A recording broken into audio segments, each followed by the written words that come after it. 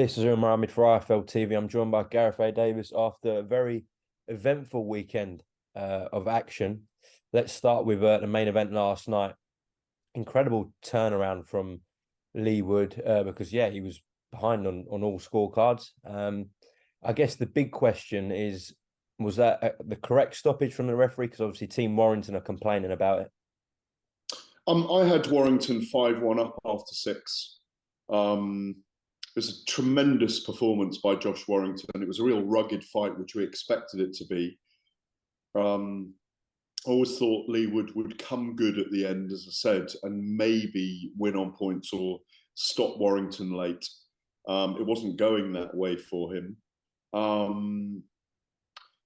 Warrington looked amazing for 6 rounds. Very rugged, very aggressive. Timing was excellent. And then, like you say, the point deducted for... I wondered if it was for head, first of all, but it was obviously for rabbit punches, punched down around the back of the head by referee Mike Alexander. And then from the southpaw stance, clever move by Wood and his trainer, Ben Davison. He unleashed, 6, 7, 8 punches, left, right, left, right, left, right, and put Warrington away and down. Yes, it was close to the end of the round, but instinctively in the moment, watching it live, I thought Mike Alexander got it right. I thought Josh was hurt. But I understand their argument as well that he turned his back because it was the end of the round, if he was aware of that. But as he went down, it looked like it was over. And I think he did count him out with his back to him. And that's why he waved it off. But I do feel why they're aggrieved. It wasn't an egregious decision by Mike Alexander. Instinctively, I think he just reacted. Warrington looked very hurt. And, you know, I do get the idea of a rematch. I do understand that. But you just have to wonder whether the same thing would happen again, and I think it might well do. And we've seen Wood get better in second fights, as he did against Mauricio Lara, you know. But it was a tremendous spectacle, and you've got to take your hats off to Warrington as a warrior wanting the rematch. And obviously he's going to have to go to Nottingham Forest to do that. But when are they going to do that? That's the thing. You know, they're going to have to wait till the spring. Will Leigh would want to be more active. I think he's had 3 this year anyway, isn't he? So he's talked about going up a weight division. So that could be a Cordina fight at super featherweight, which is one that's been teased a little bit on the grapevine. It's a great fight as well, Wood and Cordina. Cordina's got a Vasquez fight coming up, hasn't he, in Monte Carlo? Yeah, November 7th, I believe. Yeah, November the 7th. So on this great schedule that DAZN and Matchroom have just announced.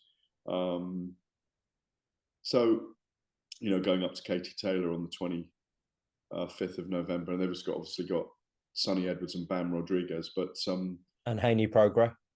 And Haney Prograis as well. I spoke to Prograis last night, actually, Regis Prograis. He's really looking forward to that. He says he's going to stop Haney, you know. He says that's what his intention is.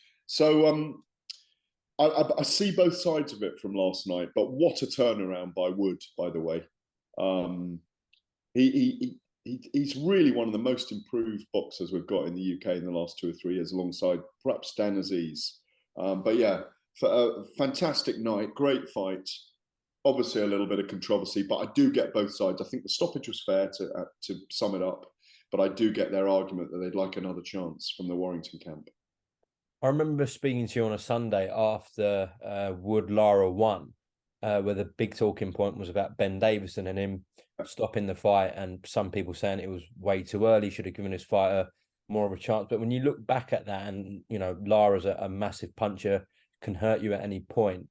Do you think we have to give credit to Ben Davison for saving Leigh Wood and giving them, you know, a chance in future fights like last night to produce that sort of turnaround? I thought it at the time, Umar, and I think it now. It was great corner work. It was great trainer work to pull him out, to not let him go out on his shield. And it has paid off. Look at those 12 rounds against Mauricio Lara in the rematch. Whatever it was, 4 months later, he was phenomenal. And that stands him in great stead. And as I say, I think he and Ben Davison is a great combination. The switching to southpaw last night was development within him as well, which was brilliant. I also see that Lopez, one of the other featherweight champions, is calling out Wood as well and would like to come and fight him. But maybe Wood could go to America. There's lots of options because Hearn, the promoter Eddie Hearn, has got kind of lots of shows going on in the US. So great opportunities there. Definitely.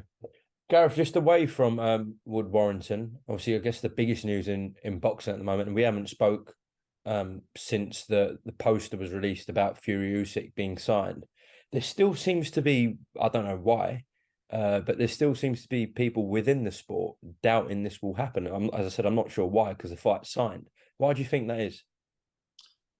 Well, because there's been so many delays on, Fury and Joshua not happening, and Fury and Usyk being talked about 2 or 3 times, and there being delays in that, you can kind of understand. It was never signed, was it?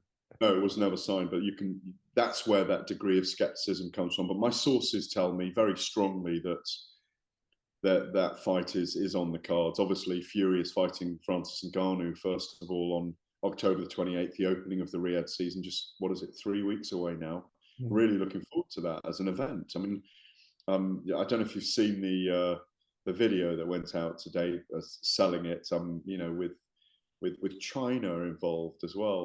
Was that a little hint to Zhili Zhang at some point? Maybe.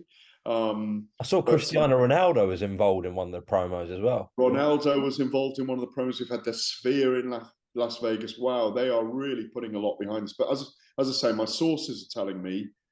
Not only is it signed and the 2 men have agreed to fight, but there is a very strong push to try and get that done on December the 23rd, which I think will be phenomenal for fight fans. Do you think that's just to try and mess up Hearn and Sauerland's plans if they want to do Eubank Ben on that date? Well, not necessarily, because this is a much bigger event anyway. The undisputed heavyweight title fight. On the same night, it's going to completely outstrip it. Well, that's what I'm saying. That's what if their intention is to go next year, really, but they're just putting out December 23rd, it's difficult for them to announce Eubank Ben. They might have to delay it. Well, my sources are telling me that within the camps that they are really pushing very hard for December the 23rd, as long as Fury comes out, obviously with no cuts and no injuries from the Ngannou fight, and it makes sense to have it, because if they're having 2 fights, even if all the belts on the line for the second one, perhaps they want to do that second fight towards the end of the Riyadh season. I don't know that, but as I say, certainly from people I've spoken to behind the scenes, it's a very, very determined objective to get that fight over the line for December the 23rd. And it'd be brilliant for boxing fans if it does happen. I think it's brilliant that Fury and Usyk have agreed, and that there has been an agreement in the background. You know who I speak to in the background.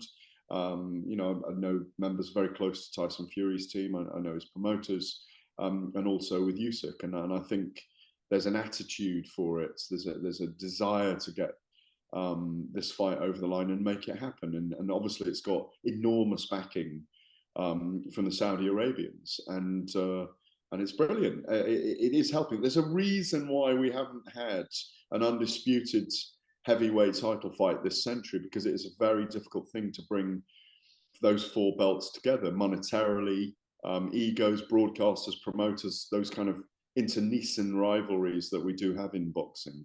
So yeah, I mean, yes, it could go into January, but as I say, I'm hearing there's a real hard push towards December the 23rd. And I do also think, by the way, that Ben and Eubank at middleweight is a very, very tough fight for Conor Benn. Very tough. Okay. If there is a rematch clause, a 2-way rematch clause with Fury Usyk, across the 3 fights that Tyson's done a deal with His Excellency and Riyadh season in Saudi Arabia, if you got Ngannou, Usyk and Usyk, how much do you think he's earning, Gareth, if you had to have a guess? I don't know. What I'd say is probably a lot of money, and he's coming towards the end of his career. He's probably a couple of years away. And we're talking 200 million across the 3 fights. I really don't know. I think Bob Arum is quoted as talking about large sums of money, but he obviously is going to be paid very, very well. It's, I've always said to you, I say the three things about big, or the very biggest heavyweight fights: ego, money, and timing. And at least two of those three, or two and a half of those three, have to be in play for it to happen. It's certainly going to be a lot more money than the men would have got on April the 29th. If you recall, when it was scheduled for, it wasn't fully signed, wasn't it? But was it? They were looking at April 29th at Wembley Stadium. If it all comes off this year, we'll all be delighted, I'm sure. All right, if you had to have another guess at something else, how many pay-per-view buys does it do, Fury Usyk?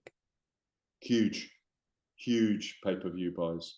I mean, the records are obviously 4.1, 4.3 million for Floyd Mayweather and Manny Pacquiao. We waited 5 years for that fight, by the way, from when we first started talking about it. And then Floyd Mayweather and Conor McGregor, which was that crossover with MMA or the UFC and Mayweather, both McGregor and Mayweather being huge marketeers. If I was saying a big pay-per-view, on the way to that, but maybe not as big as that. Now, I think it's the UK, Ukraine, Europe is a massive market for it. But as you can see, they're promoting it. They're promoting Fury, who's obviously a big name in America as well. ESPN are involved. So, it's very hard for me to give an absolute guesstimate right now, but it's going to be a mammoth fight. It's going to be enormous. As they're saying, hashtag big time. Let's get ready to rumble. Okay, listen, Gareth, appreciate your time. Anything else you want to add before we close off on Sunday night? Yeah, just one thing. I thought Terry Harper and Cecilia Brækhus as a draw was probably about the right decision. I didn't agree. I think it was one of the cards was 97-93 for Harper. I didn't see it that wide for her. But maybe it's time for these top-level women to fight 12-2s, not 10-2s. And it just might separate the very elite from the world elite. So, yeah, I thought that was a good result. It was the right result, I mean. And, yeah, that's about it from me. Check it out. All right, appreciate your time. And I'm sure we'll speak soon, no doubt. Peace out.